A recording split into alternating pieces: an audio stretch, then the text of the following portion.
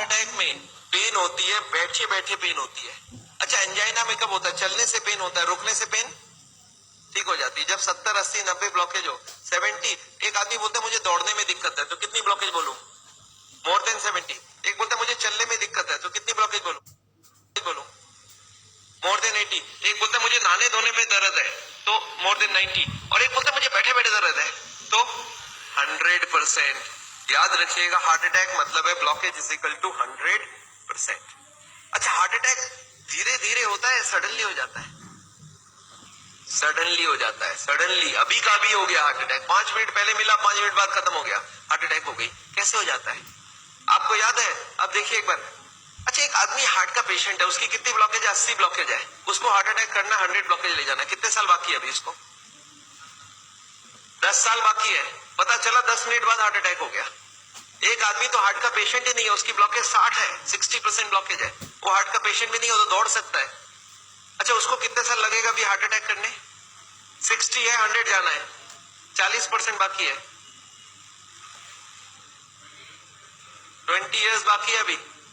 पता चला 20 मिनट बाद हार्ट अटैक हो गई। कैसे हो जाएगा हार्ट अटैक? आपको याद है, एक पर्दा आपने बताया था हमने, ब्लॉकेज के ऊपर एक मेम्ब्रेन होता है, वो मेम्ब्रेन बर्स्ट कर जाता है। This is what heart attack is. देखिए आपको समझ आता है कि नहीं? ये 20% ब्लॉकेज है, दिख रहा है मेम्ब्रेन ब्लॉकेज के ऊपर। ये 40% ब्लॉकेज है, मेम्ब्रेन यहाँ पे है अभी। ये 60%, 70% ब्लॉकेज है, मेम्ब्रेन अभी भी है। और मेम्ब्रेन स्ट्रेच कर रहा है कि नहीं कर रहा है? करते करते एक दिन क्या होगा? मेम्ब्रेन बर्स्ट कर जाएगा। Membrane will rupture, membrane will snap, membrane will burst.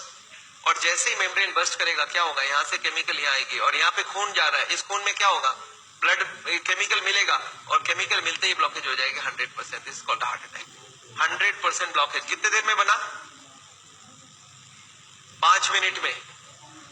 0 से 80 आने लगा था 40 साल, और 80 से 100 आने में 5 मिनट्स, 2 मिनट्स।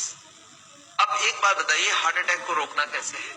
आपका दिमाग क्या बोल सकता है? मैं आपको समझाता हूं, एक एग्जांपल सोच लीजिए। एक नोट का गड्डी है, नोट का गड्डी समझते हैं? नोट की गड्डी में रबर बैंड लगा है, मैं हर दिन उसमें नोट घुसाए जा रहा हूं, और जब रबर बैंड टाइट हो गई तो आपको मैंने पूछा क्या करूं कि रबर बैंड ना फट जाए, तो आप क्या जवाब देंगे? नोट घुसाओ मत। आप ये पूछेंगे सर अभी तक रबर बैंड फट गया क्या? मैं बोला नहीं, अभी तक नहीं फटी है। आप बोलिए एक काम करना, कल से नोट घुसाना मत, देखना फटेगा नहीं। ये काम बात ठीक लग रहा है कि नहीं लग रहा है आपको? घुसाना बंद करो। और मैं एक स्टेप और आगे जाता हूं कि कुछ नोट निकाल लो कि रबर बैंड ढीला हो जाए। अब फटने का क्या चांस है? एकदम नहीं है। एंड यही बात मैं हार्ट के पेशेंट को समझाता हूं। मैं बोलता देखो, अभी जहां तक चले गए चले गए, अब आप ब्लॉकेज को बढ़ाओगे तो एक ना एक दिन हार्ट अटैक होगा। कब होगा हम नहीं जानते, पर कभी ना कभी हो सकता है। आज 80 है, मालूम नहीं 90 में पर्दा फट जाए। ये पर्दा कब फटेगा हमको नहीं मालूम है। हर आदमी का पर्दा अलग अलग है, हर आदमी की मेम्ब्रेन अलग अलग स्ट्रेंथ की है। अब कब फटेगा नहीं मालूम, पर एक बात पक्का मालूम है कि आज से नोट घुसाना बंद कर दिया तो फटने के चांस कम हो जाएगा। और कुछ नोट निकालना चालू कर दिया तो आपको क्या लगता है, लॉजिकल बात हो रही है कि नहीं? वो जो कारण है ब्लॉकेज का उसको हटाओ, और बॉडी में सप्लाई फैट का बंद करो। अब हार्ट अटैक का chance is almost nil, almost nil. और यही बात मैं हार्ट के पेशेंट को समझाता हूं। आपको क्या लगता है, सही हुआ कि नहीं हुआ? कॉमन सेंस के बात यही बोलता है कि नहीं? ब्लॉकेज का कारण को हटाओ और खत्म करो बात। तो ये है हार्ट अटैक रोकने का उपाय। मैंने देखा है बहुत सारे पेशेंट ये करते नहीं है, वो खाना पीना गलत खाते रहते हैं, दवाइयां खाते हैं। कार्डियोलॉजिस्ट को पूछ भी लेते हैं कि डॉक्टर साहब मैं आपसे दवाई ले रहा हूं तो आपके अंडर में हो गया ना? डॉक्टर बोलता है हाँ मेरे अंडर में हो। बोलता है डॉक्टर साहब कभी हार्ट अटैक हो जाए तो आप कहां मिलोगे? मैं अभी ब्लॉकेज बढ़ा रहा हूं, आप सिर्फ हमको बताओ हार्ट अटैक के वक्त आप। अच्छा, कार्डियोलॉजी भी बड़ा खुश रहता है, बोलता है मेरा मोबाइल नंबर रखना, जब भी हार्ट अटैक हो मुझे इन्फॉर्म करना, और मैं आपको बताऊंगा कहां पहुंचना है, और मैं भी वहीं पहुंचूंगा, फिर आपको बचाने की पूरी कोशिश करूंगा। पर हार्ट अटैक के बाद, हार्ट अटैक के पहले करने का कुछ जरूरत। आपको क्या लगता है, सही बात हो रहा है गलत हो रहा है? अरे हार्ट अटैक के पहले ही रोक लो ना कि हार्ट अटैक। पर मैंने देखा आजकल ऐसा ही कुछ हो रहा है। Anyway I don't want that. अच्छा एक बात बताइए, ये जो पेशेंट है जिसका ब्लॉकेज बढ़ रहा है, ये सब जानता भी नहीं है क्या क्यों ब्लॉकेज बढ़ रहा है। कार्डियोलॉजिस्ट के पास जाए तो उसको बता देना चाहिए कि नहीं किस लिए ब्लॉकेज हो रहा है। अच्छा, अगर हार्ट के हॉस्पिटल में आप चले जाएं तो वो लोग भी यही सब बात करेंगे ना आपसे? क्या लगता है, हाँ या ना? वो लोग क्या बात करेंगे? उनके पास दो प्लान है, एक है बाईपास सर्जरी और एक है एंजियोप्लास्टी। अच्छा, इतनी कॉमन सी बात है, ब्लॉकेज का कारण को रोको, वो इसको नहीं बता के बाईपास एंजियोप्लास्टी क्यों बोल रहे हैं? आपको क्या लगता है? आगे पहले कॉमन बात बताओ, फिर तो बाईपास सर्जरी एंजियोप्लास्टी की बात करते हैं। वो लोग चाहते नहीं है ये सब ज्यादा, वो बोलते हैं भाई हमारी बाईपास की काम अच्छी। अच्छा, वो लोग कैसे ले जाते होंगे आपको उस तरफ? मैं आपको समझाना चाहता हूँ कैसे ये सिस्टम बन गया कि वो बाईपास एंजियोप्लास्टी की तरफ चले जाते आदमी। मैं आपको समझाता हूँ। एक आदमी है, ऑर्डिनरी आदमी है, खाने में खूब चर्बी खाता है, उसको क्या मालूम इससे ब्लॉकेज होता है, सिगरेट उगरेट पी रहा है। एक दिन चलते चलते वो देख रहा है जब मैं स्पीड लेता हूं मेरे को यहाँ पे दर्द हो जाती है, फिर मैं रुक जाता हूँ दर्द ठीक हो जाती है। कितनी ब्लॉकेज है? 80। चलने में स्पीड लेते ही दर्द हो रहा है, जब वो दादर चढ़ता है, सीढ़ियां चढ़ता है, उसको दर्द होता है। तो कितनी ब्लॉकेज हो गई? 80। अच्छा, वो बताएगा क्या किसी को? सोचता है कि अभी तो मैंने फील किया है, अगर घर में जाके बता दूंगा घर वाले परेशान हो जाएंगे। एक तो ऐसे ही वो परेशान है, इतने सारे कॉम्प्लिकेशंस है घर पे, और मैं ये भी बता दूं तो झंझट हो जाएगा। बताता नहीं है। कितने दिन तक नहीं बताता है? 2-4-6 महीने तक वो खींचता रहता है। क्या करता है? जब भी स्पीड लेने का काम होता है बोलता है मैं धीरे धीरे जाऊंगा, आप छोड़ दो, चल जाने दो। जब दादर चढ़ना होता है तो धीरे से चढ़ता है, सामान उठाना होता है नहीं उठाता है। पर धीरे धीरे पता चल जाता है। एक दिन वाइफ बोलती है आप स्पीड में चलिए, पेशेंट बोलता है मेरे से स्पीड नहीं चला जाता। बोला क्यों? बोलता मेरे को यहाँ दर्द होती है। वाइफ बोला आपने कभी बताया नहीं? बोलता नहीं, वो तो थोड़े दिन से हो रहा है ना, कुछ दिनों से। वाइफ अब छोड़ देगी वाइफ या नहीं छोड़ेगी? वाइफ बोलती है चलो कल डॉक्टर के पास जाएंगे। तो लोकल कार्डियोलॉजिस्ट के पास पहुंच गए। अच्छा, लोकल कार्डियोलॉजिस्ट को जाके बता दिया कि डॉक्टर साहब जब मैं स्पीड लेता हूं तो यहाँ पे छाती में दर्द हो जाता है, फिर रुकता हूँ ठीक हो जाता है। अच्छा, उनको कुछ आइडिया लग जाएगा? वो ईसीजी करके देखते हैं, उसमें कुछ नहीं आता है। पेशेंट बोलता है सर ईसीजी में नहीं आएगा, आप चला के ईसीजी लीजिए तब आ जाएगा। उसको मालूम है चलने से दर्द होता है। तो डॉक्टर स्ट्रेस टेस्ट कराता है, उसमें खराबी आ गई। अब इसका मतलब क्या हो गया? हार्ट की बीमारी है या नहीं है? ऑलमोस्ट पक्का हो गया। अब कार्डियोलॉजिस्ट क्या बोलते हैं? बोलते देखो आपको हार्ट की बीमारी हो गई है। पेशेंट घबरा जाता है, बोलते सब क्या करूं? बोलते एक काम करो, मैं एक हॉस्पिटल का नाम लिख के देता हूं, उसमें चले जाओ, और एक कार्डियोलॉजिस्ट का नाम लिख के देता हूं, उसके पास चले जाना, और वहां पे वो जाके एंजियोग्राफी करेंगे, उससे पता चलेगा ब्लॉकेज है या नहीं है, और उसके बाद वो बाईपास सर्जरी एंजियोप्लास्टी जो भी बोलेंगे वो सब करवा लेना। पेशेंट बोलता है इसका मतलब वो सब करा लो। बोला हाँ, जो भी निकलेगा उस हिसाब से करा लेना। पेशेंट बोलता है सर और कोई बात? बोला एक काम कर देना, मेरा उनको बता देना मैंने ही आपको वहां पे भेजा है। अच्छा, इसका भी कुछ फायदा है ना? अच्छा, अब आप कहां चले गए नेक्स्ट डे? पेशेंट पहुंच गया हार्ट के हॉस्पिटल में, कार्डियोलॉजिस्ट को बता दिया कि मैं स्पीड लेता हूं, मेरे को छाती में दर्द होता है। कार्डियोलॉजिस्ट को कुछ समझ आ गया क्या? उनको बहुत अच्छे से समझ आ गया, एक नया पेशेंट आ चुका है। अच्छा, वो बोलते नहीं ऐसा, वो क्या बोलते हैं? वो बोलते मेरे को डाउट है ये ब्लॉकेज है या नहीं है। अच्छा, पेशेंट खुश हो जाता है। पेशेंट बोलता है वो डॉक्टर तो मेरे को डरा ही दिया था, बोलता हार्ट की ब्लॉकेज है, और ये बड़ा डॉक्टर ये बोलता है मेरे को डाउट है। पेशेंट बोलता है मेरे को हार्ट की बीमारी हो ही नहीं सकता। अरे मैं कभी कोई गलत काम किया ही नहीं, सिगरेट तो बहुत लोग पीते, मैं भी पीता हूँ, और चर्बी उर्बी तो बहुत लोग खाते, मैं तो थोड़ी बहुत ही खाता हूँ। तो पेशेंट क्या सोचता है कि कुछ निकलेगा तो नहीं, डॉक्टर ठीक ही बोल रहा है, कुछ मिलेगा ही नहीं। पेशेंट बोलता है सर कोई उपाय है, पता चल जाए ब्लॉकेज कितना है। कार्डियोलॉजिस्ट बोलते हैं बस एंजियोग्राफी कर लेते हैं, आपको देख लेते हैं या। अच्छा, पेशेंट मान जाएगा नहीं मान जाएगा? पेशेंट बोलता है सर कोई भी टेस्ट हो मैं तैयार हूं, आप बोलो क्या क्या कराना है। बोलते नहीं, आपको एडमिट करके आपके अंदर एक तार घुसाएंगे और उसमें जान भी जाने की चांस है। अच्छा, पेशेंट फिर भी नहीं चाहता है कुछ, तो बोलते बिना तार घुसाए कुछ कर लीजिए ना, पता करना है ना ब्लॉकेज, कर लीजिए आप। कार्डियोलॉजी बोलते नहीं, एंजियोग्राफी बिना कुछ नहीं पता चलेगा। अच्छा, एंजियोग्राफी हो जाएगा नहीं हो जाएगा? एंजियोग्राफी हो जाता है। पेशेंट बोलता है चलो एक बार करा लेते हैं, फिर घर जाके सोचेंगे ब्लॉकेज मिल तो जाए, देखे तो सही कितना है, फिर जाके घर में। अच्छा, पेशेंट प्लान कर लेता है। क्या प्लान करता है? कि मेरी 30-40 ब्लॉकेज तो हो सकती है, मैंने गलत काम किया है, बड़े दिनों से मेरे को कोई ने बोला था फैट नहीं खाना, मैं खाया हूँ, सिगरेट नहीं पीना, मैंने पिया हूँ, तो कुछ ब्लॉकेज मिलेगा। और प्लान क्या बनाता है कि घर जाके कल से सारा खाना पीना बदल दूंगा, वॉकिंग चालू कर दूंगा, एक्सरसाइज चालू कर दूंगा। एकदम प्लान करके एंजियोग्राफी में जाता है कि कल खाली रिपोर्ट लेके घर जाना है। अच्छा, रिपोर्ट में कुछ, एंजियोग्राफी होने के बाद रिपोर्ट में कुछ मिलेगा या नहीं मिलेगा? रिपोर्ट में एंजियोग्राफी में कितनी ब्लॉकेज मिलेगी? 70, 80 एंड 90। अच्छा, जब 80 ब्लॉकेज मिल जाए, कार्डियोलॉजिस्ट सडनली बदल जाता है, वो बोलते हैं you are very lucky. Patient बोलता है लकी मतलब कुछ भी नहीं मिला आपको? बोला लकी इसलिए कि आप ठीक टाइम में यहां तक पहुंच गए, थोड़ा सा लेट आते तो कुछ भी हो सकता था। पेशेंट बोलता है इसका मतलब कुछ सीरियस बात है। बोला आप बचे कैसे, मेरे को समझ नहीं आ रहा है। यू आर वेरी लकी, अभी तक बच गए आप। अब आपका बचने का चांस बहुत कम है। पेशेंट बोलता है पर हुआ क्या? बोलता 80% ऑलरेडी फिनिश्ड, बस थोड़ा सा ही है। You are carrying an atom bomb. अच्छा, पेशेंट बोलता है सर एक काम कीजिए, आप रिपोर्ट मुझे दे दीजिए, मैं घर जाऊंगा। बोलते घर आप पहुंचेंगे कैसे? उसके पहले हार्ट अटैक हो जाएगा। अच्छा, आपको क्या लगता है डॉक्टर को मालूम है कि हार्ट अटैक कल होगा, आज होगा? उसको तो ये भी नहीं मालूम 70 है, 80 है या 90 है। क्यों ऐसा बोला जा रहा है? To create a fear. और फियर से क्या होगा? फिर ऑपरेशन के लिए इमीडिएटली, बहुत सारे लोगों को इतना बोलने का जरूरत ही नहीं हो, तो इमीडिएट तैयारी हो जाता है। हार्ट का सुनते हैं उसके मन में ऐसे ही डर रहता है, उसको ज्यादा डराने का। पर कभी कभी पेशेंट बोलता है सर एक बात बताइए, ब्लॉकेज तो कल भी था, ब्लॉकेज तो आज भी है, कल तक तो मैं सारा ही काम कर रहा था, ये पेन तो मेरे को बड़े दिनों से है, मैं अब तो पता चला हूं। तो आप एक काम करिए, मेरे को आप डिस्चार्ज कर दीजिए, मैं घर जाके फिर सोचूंगा। बोला नहीं, आप एक काम कीजिएगा, आप करवट भी लेंगे ना तो हमको पूछ लीजिएगा। पेशेंट बोलता है नहीं सर मैं तो घर जाऊंगा। बोला आप रुकिए, आपके घर वालों से मैं पूछता हूँ। अच्छा, घर वाले बाहर कौन कौन वेट कर रहे होंगे?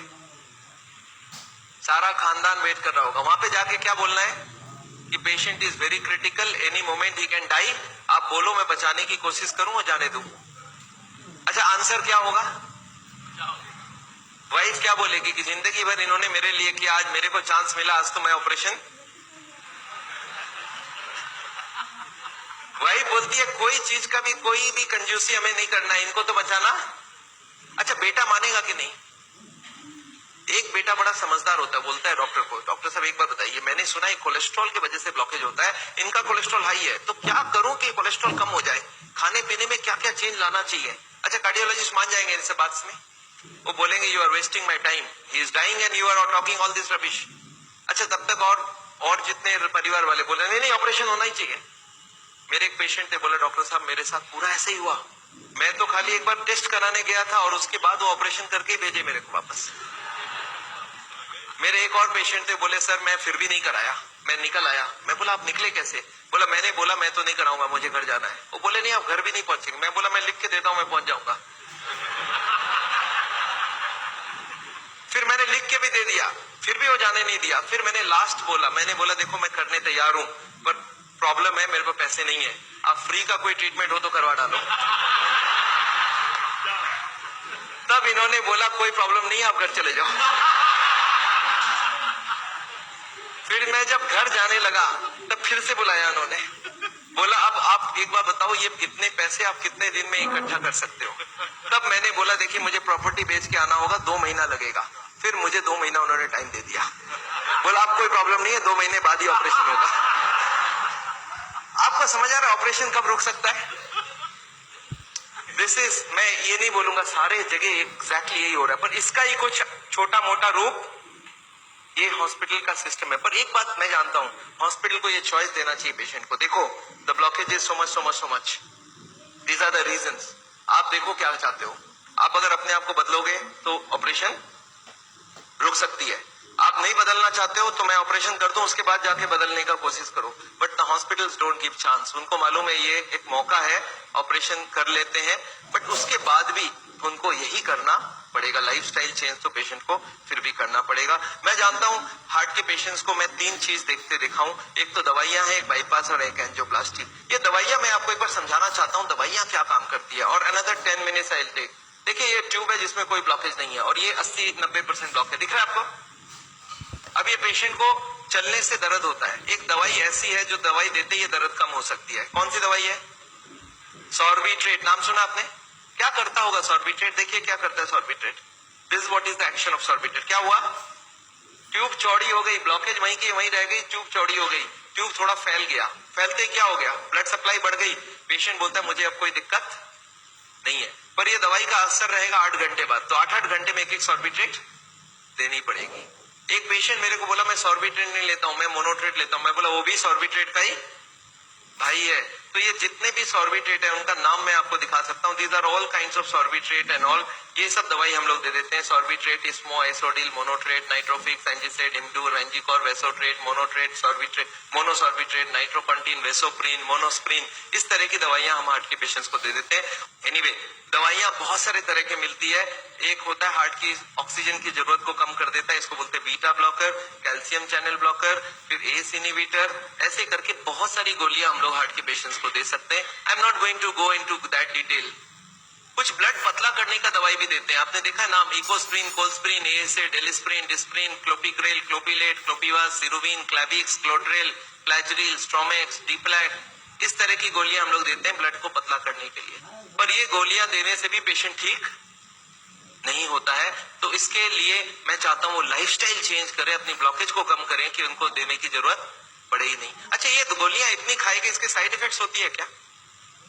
अगर साइड इफेक्ट होती है कॉन्स्टिपेशन, तो कॉन्स्टिपेशन की और गोली दूंगा, और एसिडिटी हो जाए तो एसिडिटी की गोली दूंगा, और नींद ना आए तो नींद की गोली दूंगा। अच्छा बताइए, बीमारी ठीक हो रहा है कि नहीं हो रहा है? आई एम नॉट कीन, मैं जानता हूं दवाई आज जरूरत है, पर कल दवाई की जरूरत ना हो उसका बंदोबस्त करना बहुत जरूरी है। इसके बाद चलते हैं कि एंजियोग्राफी क्या चीज है। हॉस्पिटल में जाते हैं, एंजियोग्राफी करते हैं, और ये एंजियोग्राफी मुझे पसंद क्यों नहीं है मैं आपको बताना चाहता हूं। This is what is the problem with angiography.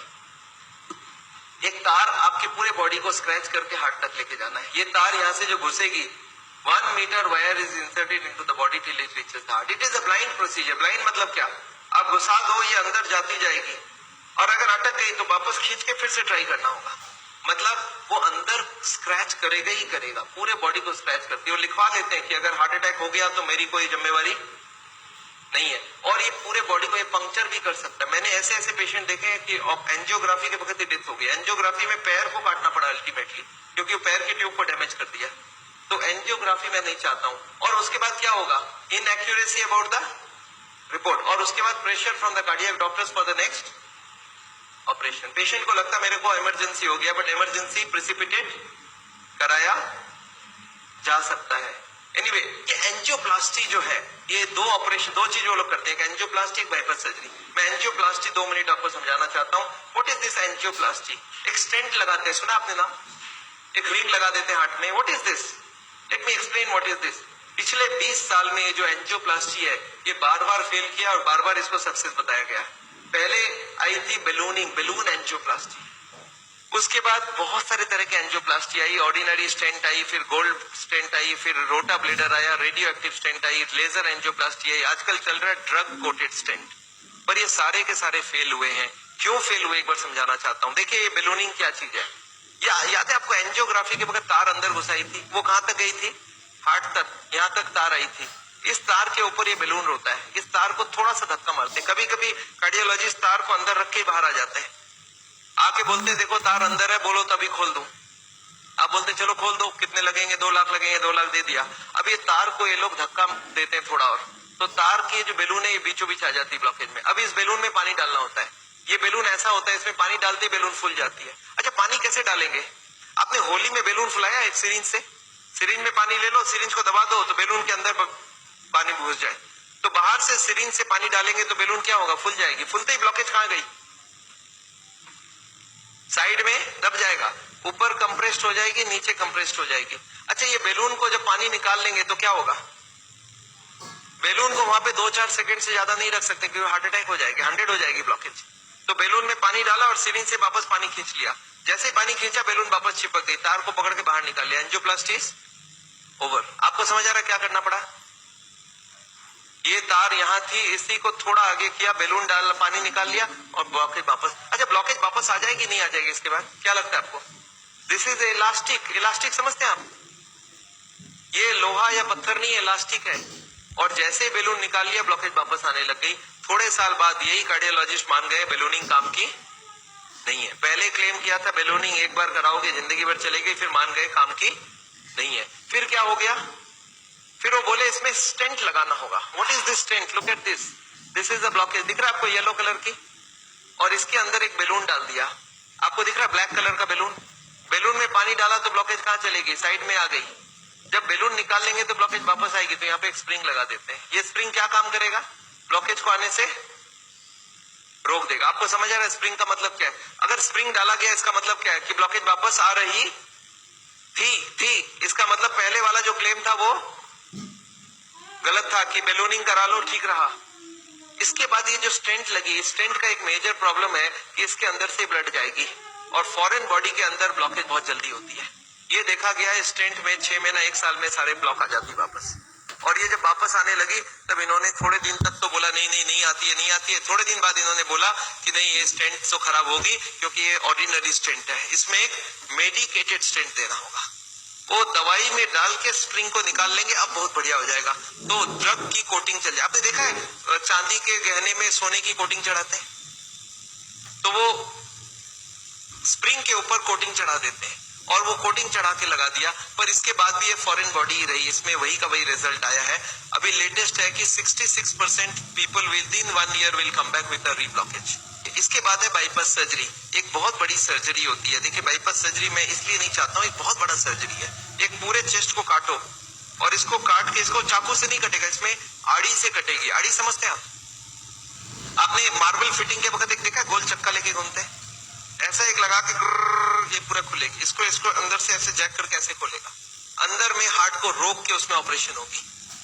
और हार्ट को रोकेंगे तो एक मशीन से पूरे बॉडी को ब्लड जाएगा, इसको बोलते हैं हार्ट लंग मशीन। उसमें कुछ ब्लड डाल के उससे चलाना होगा and during this time the operation has to take place. But this operation is very complicated. Luck अच्छा हो तब ठीक है, नहीं तो कुछ ना कुछ कॉम्प्लिकेशन रहती है, बहुत सारे लोगों की जान भी जाती है। पर ऑपरेशन के बाद क्या होगा ये देखिए, ऑपरेशन के बाद क्या होगा।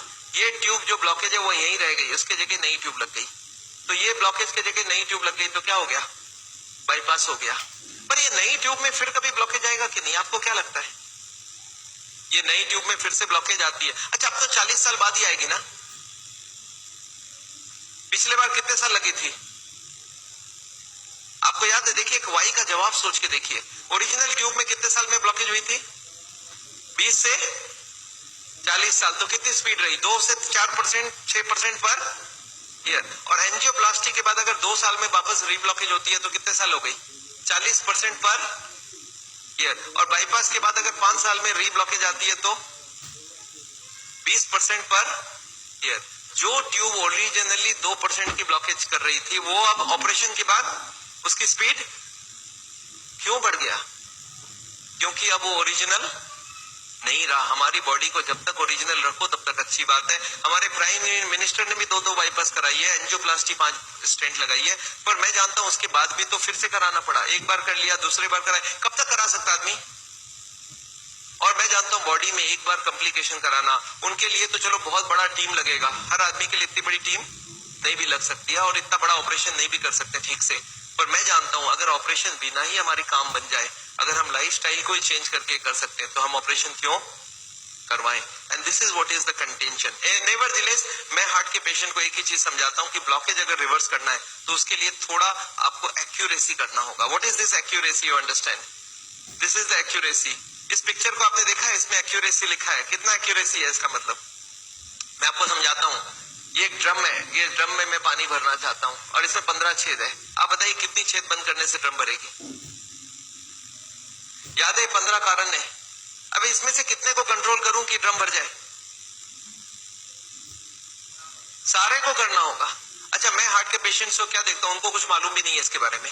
वो क्या बोलते हैं, मेरा कोलेस्ट्रॉल कंट्रोल है, ट्राइग्लिसराइड ज्यादा है, शुगर कंट्रोल है, बीपी ज्यादा है। मैं बोला ऐसे नहीं चलेगा, सारे होल बंद चाहिए मुझे। बोलते मैं थोड़ा थोड़ा करूं तो कैसे चलेगा? मैं बोला थोड़ा थोड़ा से काम नहीं चलेगा। बोलते मैं बीपी कम किया हूं पर पूरा कम नहीं कर रहा हूं, 120 नहीं ला रहा हूं, 140 ही रखा हूं। मैं बोला नहीं चलेगा, मुझे सारे फैक्टर्स एक साथ कंट्रोल चाहिए। हाँ इसके लिए शुगर, बीपी, कोलेस्ट्रॉल, ट्राइग्लिसराइड आपसे कम नहीं हो रहा, मैं दवाई देके कम कर देता हूँ। पर स्मोकिंग आपको पूरा ही बंद करना होगा, खाने में तेल आपको बंद करना होगा, एक्सरसाइज आपको करना पड़ेगा, ओवरवेट कम करना होगा, खाना पीने में फाइबर ज्यादा डालना होगा। अच्छा ये सब संभव है क्या लोगों के लिए? यस, क्या प्रॉब्लम है? ये तो सिंपल सी बात है। इसको क्यों नहीं कर सकते? क्यों नहीं सिगरेट बंद कर सकते? क्यों नहीं मीट बंद कर सकते? क्यों नहीं तेल घी छोड़ के आप अलग तरीके से खाना बना सकते हैं? तो all these if you do there is no problem. Nevertheless मैं जानता हूं, एक और छोटा सा चीज आपको बताना चाहता हूं।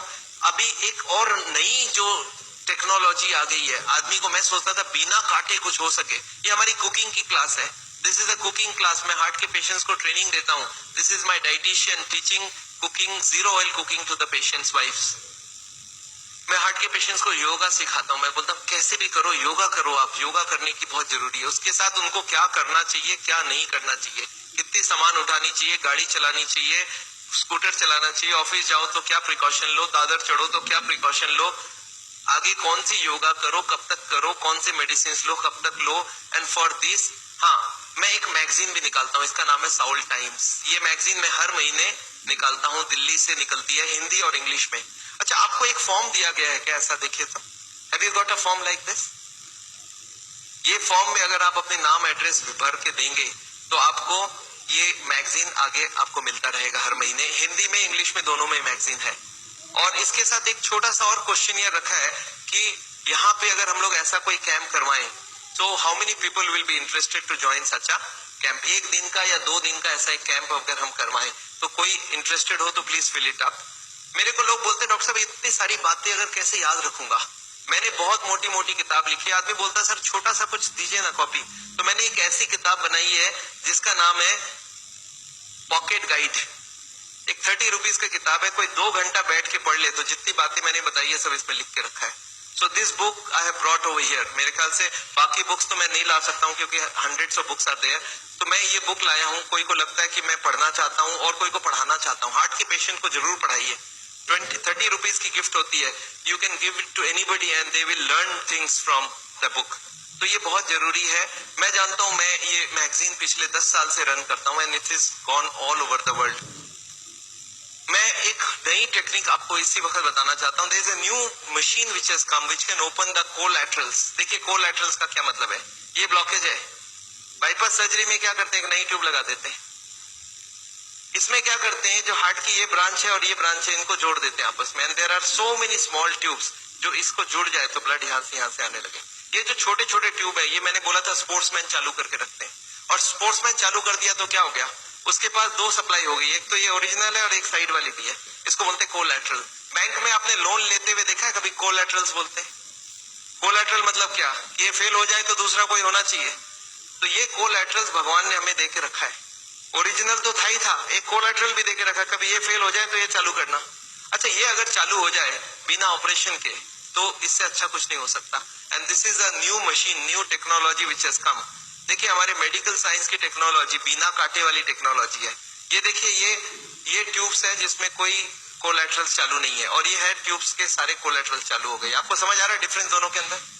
ये जो छोटे छोटे कोलैटरल्स है ये हमारे सबके पास है, और एक मशीन से इसको या तो स्पोर्ट्स करके चालू कर सकते हैं या तो एक मशीन से चालू कर सकते हैं। ये मशीन क्या करती है सोचिए, ये जैकेट्स लगा दिया हमने कफ में, थाई में, बटक्स में, और सारे को एक साथ स्क्वीज कर दो तो क्या होगा, इसकी ब्लड कहाँ जाएगी, बॉडी में ही रहेगी, पर कहाँ जाएगी, ये हार्ट की तरफ जाके हार्ट की ट्यूब्स को धक्का देके प्रेशर देके इसको खोलेगी। ये प्रेशर 1-1 घंटे तक इसको हार्ट के संग सिंक्रोनाइज करके दिया जाता है। सिंक्रोनाइज मतलब हार्ट जब पंप करे तो मशीन पंप नहीं करता है, जब हार्ट पंप करके रिलैक्स करने लगे, जब पूरी ब्लड वापस आती है तो वो स्क्वीज करके सारे ब्लड को एक साथ भेजा जाता है।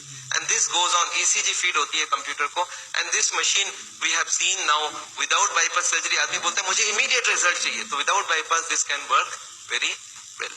तो इसको हम लोग बोलते हैं नेचुरल बाईपास। नेचुरल बाईपास समझ रहे हैं, भगवान ने ऑलरेडी नेचुरल बाईपास हमें दे के रखी है, स्पोर्ट्समैन चालू करके रखा है। तो आप हार्ट के पेशेंट हो, आप चालू करो, आपके पास कोलैटरल आ गई तो ओरिजिनल नहीं भी होगा तो भी काम चल जाएगी। और एक मैं जैसे ही, हाँ, एक और ट्रीटमेंट आई है जिसको हम लोग बोलते हैं बायोकेमिकल क्लीनिंग। ये अभी बहुत अच्छी रिजल्ट आ सकती है। कुछ केमिकल अंदर डाल के ब्लड में उसको अंदर से गला लिया जाए। जैसे किचन में आपने सुना नाली जाम हो जाए तो क्या करते हैं हम लोग, कुछ केमिकल डालते हैं अंदर से। तो ये केमिकल की भी ट्रीटमेंट आजकल चल रही है, बट अभी भी इसका रिजल्ट्स हर आदमी में सेम नहीं आता है, but results are still there. बहुत सारे ऐसे पेशेंट है जो 30-40% तक ब्लॉकेज इससे कम हो सकती है। नेवरदिलेस मैं समझता हूं मैंने बहुत सारा लेक्चर आपको दे दिया है। कोई ने मेरे को बोला था एक बार कि डॉक्टर साहब कभी भी किसी को आधे घंटे से ज्यादा लेक्चर मत दिया कीजिए। मैंने बोला क्यों? बोला आपने स्कूल, उसके बाद दिमाग काम नहीं करता है। मैंने बोला क्यों ऐसा बोल रहे हैं? बोलते आपने स्कूल कॉलेज में देखा है कभी भी पीरियड्स 40 मिनट से ज्यादा नहीं रखते हैं, उसमें 5 मिनट आने जाने का वेस्टेज गिन लो, आधे घंटे ही चलेगा दिमाग।